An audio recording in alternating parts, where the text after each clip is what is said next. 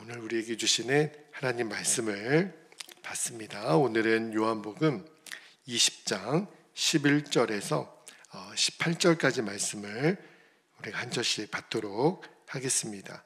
11절 제가 먼저 읽겠습니다. 마리아는 무덤 밖에 서서 울고 있더니 울면서 구부려 무덤 안을 들여다보니 흰옷 입은 두 천사가 예수의 시체에 누웠던 곳에 하나는 머리편에 하나는 발편에 앉았더라. 13절 천사들이 이르되 어찌하여 여자여 어찌하여 우느냐 이르되 사람들이 내 주님을 옮겨다가 어디 두었는지 내가 알지 못함이니이다. 이 말을 하고 뒤로 돌이켜 예수께서 서 계신 것을 보았으나 예수이신 줄을 알지 못하더라. 15절 예수께서 이르시되 여자여 어찌하여 울며 누구를 찾느냐 하시니 마리아는 그가 동산지기인 줄 알고 이르되 주여 당신이 옮겼거든 어디 두었는지 내게 이르소서 그리하면 내가 가져가리이다. 예수께서 마리아야 하시거늘 마리아가 돌이켜 히브리 말로 라보니 하니 이는 선생님이라는 말이라. 17절 예수께서 이르시되 나를 붙들지 말라 내가 아직 아버지께로 올라가지 아니하였노라. 너는 내 형제들에게 가서 이르되 내가 내 아버지 곧 너희 아버지 내 하나님 곧 너희 하나님께로 올라간다라 하시니. 18절 막달라 마리아가 가서 제자들에게 내가 주를 보았다 하고 또 주께서 자기에게 이렇게 말씀하셨다 이르니라. 아멘. 하나님 말씀입니다. 자, 오늘 새벽에는 15절에 예수님께서 여자여 어찌하여 울며 누구를 찾느냐 요 말씀을 설교 제목으로 말씀을 좀 나누고 기도하겠는데요. 요한복음 20장에 들어와서 우리가 좀 중요한 주제를 다루고 있죠. 예수님의 부활입니다. 그렇죠? 그런데 제가 월요일, 화요일 날 그런 이야기를 드렸어요. 우리가 예수님의 부활을 정확히 알고 믿기 위해서는 예수님의 십자가를 알아야 합니다. 그러니까 예수님의 십자가가 분명하지 않으면 예수님의 부활을 믿을 수가 없어요. 그러니까 예수님의 제자들도 그리고 예수님의 부활의 첫 목격자인 이 여인들도 그 예수님의 그 부활이 왜 그들에게 믿어지지 못했냐면 예수님의 십자가가 여전히 분명하지 않은 거예요. 예수님이 죽으신 것은 보았지만 왜 예수님이 죽으셨는지 그 의미를 정확히 모르니까 예수님의 부활이 그들에게 실제가 되지 않았던 거죠. 여러분, 만약에 예수님의 제자들이 십자가의 의미를 정확하게 알았다면 예수님이 마태복음 17장 23절에 이렇게 말씀하셨거든요. 인자가 죽임을 당하고 제3일에 살아나리라. 그랬다면 이렇게 말씀하셨다면 지금 이 안식 후 첫날 주일 새벽에 예수님 부활하지 않았을까? 그렇게 기대하지 않았겠어요? 예수님 말씀하신 것을 정확히 믿었다면 그들에게 십자가가 분명했다면 예수님의 부활을 기다렸을 거예요. 그리고 그 말씀을 정확히 믿었다면 자 마태복음 26장 32절에 예수님이 늘 이렇게 말씀하셨거든요. 32절 볼게요. 그러나 내가 살아난 후에 너희보다 먼저 어디로 간다고요? 갈릴리로 가리라. 여러분, 그러면 이 빈무덤을 보고 기뻐하면서 이제 부활하신 예수님을 만나기 위해서 제자들이 어디로 가야 돼요? 갈릴리로 가야죠. 예수님이 갈릴리에서 만나자고 하셨으니까. 그런데 많은 제자들은요, 이 여인들이 와서 예수님의 시신이 없어졌다. 그러면 여러분 당연히 진짜 부활하신 거 아니야? 이런 기대함이 있어야 되는데 그 막달라 마리아 말을 듣고도 제자들은 요동하지 않아요. 딱 2명의 제자 베드로와 요한만이 무덤으로 달려갑니다. 그런데 무덤으로 달려가서 보니까 빈 무덤이에요. 그리고 예수님이 누우셨던 곳에 그 수건 그리고 몸을 쌌던 세마포가 개켜져 있단 말입니다. 근데 그거를 보고도 아무런 생각이 들지 않아요. 여러분, 만약에 누군가가 예수님의 그 시신을 다른 곳으로 옮겨가거나 만약에 훔쳐갔다면 아니 어떻게 수의를 벗겨 놓습니까? 머리에 그 싼 수건을 놓습니까? 그대로 들고 가지 않았겠어요? 만약에 이 수의를 벗겼다 하더라도 그냥 예수님의 시신을 쌌던 그 모양 그대로 두고 가지 이렇게 또 예쁘게 개켜놓지는 않을 거 아닙니까? 아무리 생각해도 있을 수 없는 일이 일어났지만 우리가 어제 말씀 보았잖아요. 이 베드로와 요한이 10절에 보면 아무런 생각이 없는 거예요. 그냥 그들의 집으로 돌아갔다고 그랬어요. 여러분 왜 그랬을까요? 예수님은 부활하리라고 분명히 말씀하셨는데도 제자들은 아무런 생각이 없는 거예요. 왜 그럴까요? 여전히 그들에게는 예수님의 십자가가 분명하지 않은 거예요. 그러니까 마음속에 어떻게 죽은 사람이 다시 살아나 이런 마음으로 가득 찼던 거죠. 근데 그거는 마리아도 마찬가지였어요.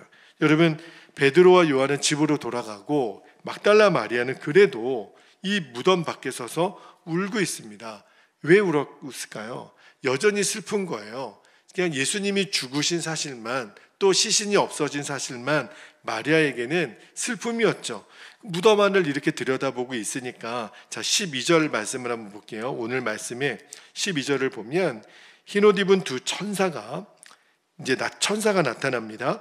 예수의 시체에 누웠던 곳에 하나는 머리편에 하나는 발편에 앉았더라. 그러니까 두 천사가 지금 있는 거잖아요. 그런데 마리아는 그 천사를 천사로 알아보지 못합니다. 그래서 그 울고 있는 마리아에게 천사들이 묻잖아요. 자, 13절 말씀 볼게요. 13절 앞부분에 보면 여자여 어찌하여 우느냐. 그러니까 마리아가 13절 후반절에 이렇게 대답해요. 사람들이 내 주님을 옮겨다가 어디 두었는지 내가 알지 못함이니이다. 이 말은 마리아도 예수님이 부활하실 거라는 이야기를 늘 들었죠. 제자들처럼 들었죠. 그런데 그런 일이 일어날 거라고는 상상도 못했어요. 그러니까 마리아 입장에서는 누군가가 예수님의 시신을 가져갔다 이렇게만 생각하고 있었죠. 그리고 마리아가 이 말을 한 다음에 뒤에 인기척이 나는 거예요. 그리고 뒤를 돌아다 보니까 예수님이 등장하십니다. 자, 14절 말씀에 누가 계세요? 자, 14절에 이 말을 하고 뒤로 돌이켜 예수께서 서 계신 것을 보았으나 예수이신 줄은 알지 못하더라. 여러분 마리아 뒤에 누가 계세요? 부활하신 예수님이 계시다는 거예요. 그렇게 보고 싶었고 그렇게 사랑했던 예수님이 실제로 있는데 마리아 눈에는 예수님인 것으로 보이지가 않는 거예요.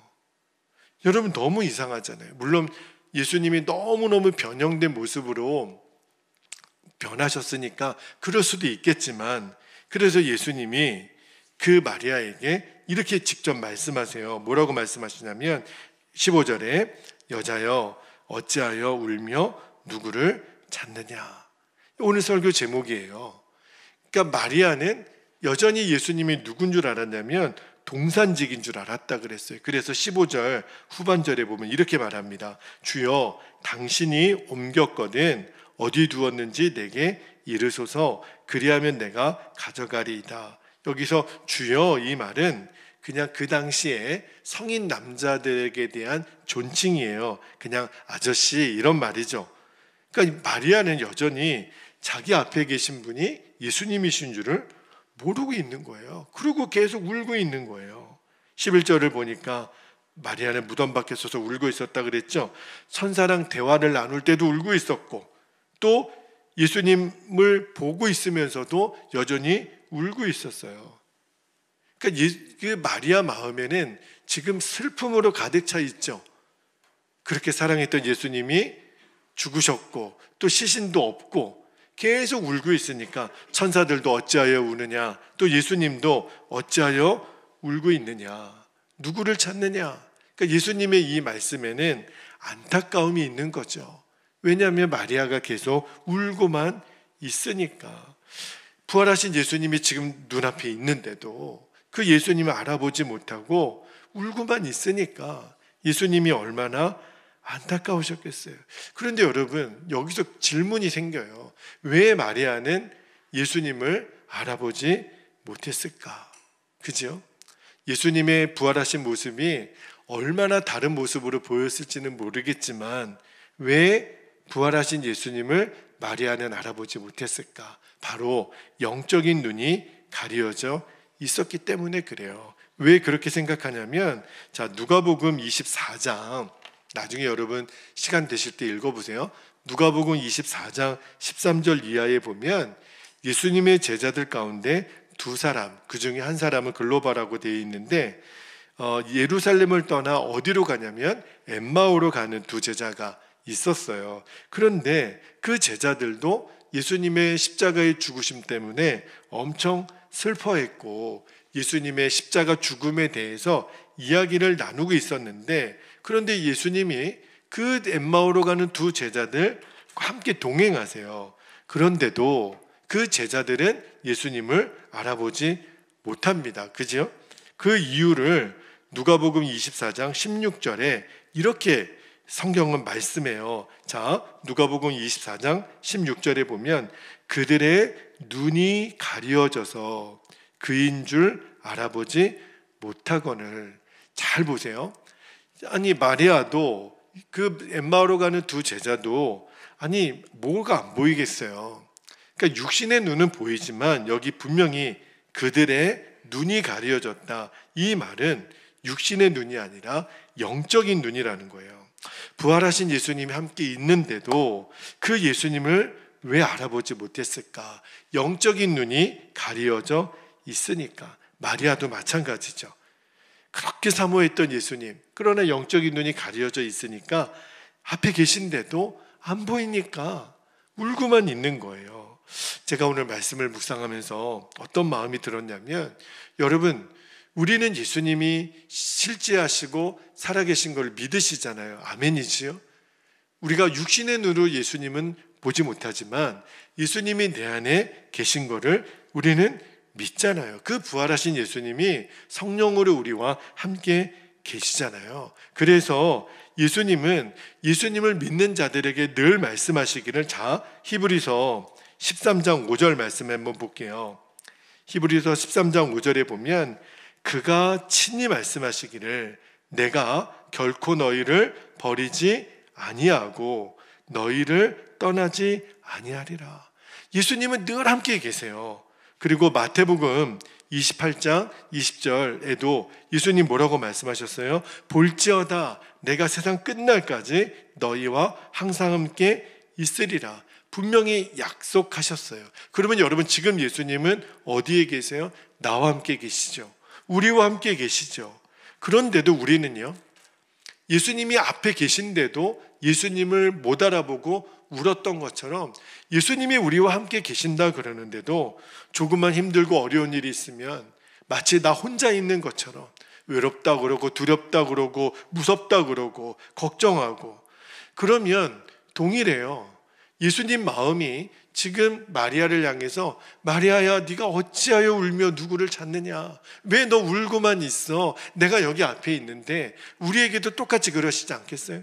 내가 너랑 지금 분명히 함께 있는데 너 힘들고 어렵다고 울고만 있냐? 너 두려워만 하고 있냐? 너 그러면 어떻게? 내가 너랑 지금 함께 있잖아. 지금 우리 예수님이 마리아를 향해 동일한 안타까움으로 저와 여러분에게 내가 너랑 함께 있는데 뭐가 무서워? 뭐가 두려워? 그죠? 여러분, 예수님의 탄생 때 마태복음 1장에 보면 예수님이 이 땅에 오셨을 때 그 이름을 예수라 하면서 이름의 뜻을 어떻게 말씀하셨냐면 마태복음 1장 21절 말씀을 한번 볼게요. 아들을 낳으리니 이름을 예수라 하라. 이는 그가 자기 백성을 그들의 죄에서 구원할 자이심이라 하니라. 예수님의 이름의 뜻은요, 구원자예요. 그죠? 그런데 천사가 그 예수님의 탄생을 고지하면서 또 하나의 이름을 말씀하잖아요. 뭐라고 얘기했냐면 23절에 보라 처녀가 잉태하여 아들을 낳을 것이요 그의 이름은 뭐라고요? 임마누엘이라 하리라 하셨으니 이를 번역한즉 하나님이 우리와 함께 계시다 함이라. 여러분, 하나님은 어디 다른 데 안 계세요. 저와 여러분과 함께 있어요. 할렐루야. 여러분, 임마누엘의 예수님을 진짜로 믿는 사람이 할 수 없는 일이 있어요. 그게 뭐냐면 두려움과 염려예요. 우리는 예수님이 우리와 함께하고 계시기 때문에 우리는 염려하고 두려워하지 않습니다. 자, 마태복음 6장 31절 32절에 예수님이 이렇게 말씀하셨잖아요. 읽어드릴게요. 그러므로 염려하여 이르기를 무엇을 먹을까 무엇을 마실까 무엇을 입을까 하지 말라. 이는 다 이방인들이 구하는 것이라. 너희 하늘 아버지께서 이 모든 것이 너희에게 있어야 할 줄을 아시느니라. 그러므로 이제는 우리가 기억하셔야 돼요. 내가 나도 모르게 염려가 되고 두렵고 무섭고, 그 말은 지금 나와 함께 계시는 예수님을 바라보지 못하고 있는 거예요. 여러분, 예수님 말씀하셨잖아요. 공중에 새도 먹이시고 들의 백합화도 입히시는 하나님이 하물며 너희일까 보냐. 두려워하지 말라는 거예요. 염려하지 말라는 거예요. 울고만 있지 말라는 거예요. 임마누엘의 예수님을 믿는 자들은 더 이상 낙심하지 않습니다. 그렇죠? 사람의 생각에는 끝났어. 아무런 소망도 없어. 여러분, 요셉의 인생이 그랬잖아요.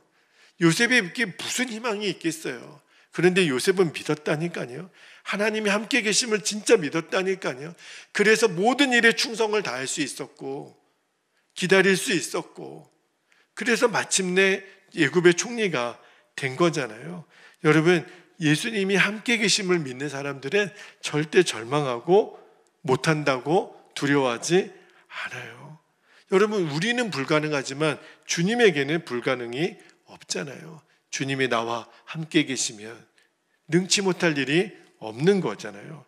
여러분, 늘 함께 계시는 하나님으로 인하여 다윗도 이렇게 고백했잖아요. 시편 46편 1절에서 3절까지 하나님은 우리의 피난처시요 힘이시니 환난 중에 만날 큰 도움이시라. 그러므로 땅이 멸하든지 산이 흔들려 바다 가운데에 빠지든지 바닷물이 솟아나고 뛰놀든지 그것이 넘침으로 산이 흔들릴지라도, 온갖 두려운 일이 우리 눈앞에 있을지라도 우리는 뭐하지 아니하리로다? 두려워하지 아니하리로다. 여러분, 주님의 이름의 뜻이 뭐예요? 임마누엘. 지금도 우리와 함께 계시는 주님. 내가 너를 결코 떠나지 않고 너를 버려두지 아니하겠다. 그 앞을 못 보는 안요한 목사님 여러분 아시죠? 그 안요한 목사님이 시력을 잃었을 때 주님이 이 말씀을 주셨거든요. 내가 너를 떠나지도 너를 버리지도 아니하리라. 결국 그분이 새벽교회를 만드시고 낮은 대로 임하소서, 그 책을 쓰시기까지 저는 그분을 뵙고 또 일본에도 오셔서 말씀을 전하실 때 수행하면서 그 간증을 너무 가까이서 들었어요. 그 하나님의 한마디 말씀, 아들아 내가 널 버리지도 않고 떠나지도 아니하리라. 우리도 동일하죠. 그래서 예수님이 안타까운 마음으로 마리아에게 말씀하는 거예요. 두려워하지 말라. 네가 어찌하여 울며 누구를 찾느냐. 만약에 여전히 우리도 계속 두려워하고 염려하고 있다면 어느 순간 우리의 눈에 영적인 비늘이 끼어져 있는 거예요. 제가 백내장 수술을 받기 전에 오른쪽 눈이 안 보이는 거예요. 뭔가 이렇게 막이 쓰여져 있어서 도무지 글씨를 알아볼 수가 없는 거예요. 그런데 그거가 제거가 되고 나니까 너무너무 글씨가 잘 보이는 거 있죠. 여러분, 우리가 함께 계시는 예수님을 바라보지 못하도록 이 때가 껴있는 이 불신의 비닐만 벗겨지면, 예수님이 함께 계심이 바라보아지면 두려워할 이유가 없는 거죠. 너무너무 선명하게 예수님이 보이는 거죠. 여러분, 만약에 우리가 두려워하고 있다면 영의 눈이 가려져 있는 거거든요. 주님이 이 영의 눈을 오늘 활짝 열어주시기를 축복합니다. 주님이시구나. 나와 함께 계시는 주님이시구나. 주님이 오늘 우리에게도 말씀하세요.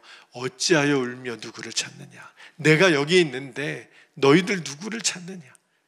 아멘입니다. 주님, 제가 그 주님을 보나이다. 제가 그 주님을 믿나이다. 그렇게 여러분 오늘도 담대하시기를 주님의 이름으로 축복합니다. 내일 한 번 더 이 말씀을 나눌게요. 그렇다면 마리아는 어떻게 그 영안이 열렸는지, 언제 열렸는지, 그리고 왜 무덤을 떠나지 않을 수 있었는지를 내일 한 번 더 말씀을 나누도록 하겠습니다. 자, 이제 우리 기도하겠습니다. 이 시간에 우리 두 가지 기도 제목 붙잡고 기도할 텐데, 첫 번째 기도 제목은요, 우리의 영안이 열려 늘 함께 계시는 예수님이 바라보아지게 하옵소서. 우리들의 이 눈을 가리고 있는 이 비늘이 벗겨져야 돼요. 믿음의 눈만 열면 함께 계시는 주님이 보입니다. 두 번째, 임마누엘의 예수님으로 인하여 이제는 그 어떤 염려도 낙심도 두려움도 떠나가게 하옵소서. 할렐루야. 우리를 힘들게 하고 괴롭히는 모든 두려움은 떠나갈지어다. 핵심은 임마누엘의 예수님이 보이는 거예요. 주여, 내 영안을 오늘 열어주시옵소서. 나의 하루의 모든 순간에 나와 함께 계시는 주님과 온전히 동행하게 하옵소서. 우리 주님의 이름을 간절히 부르고 통성으로 기도하겠습니다. 주여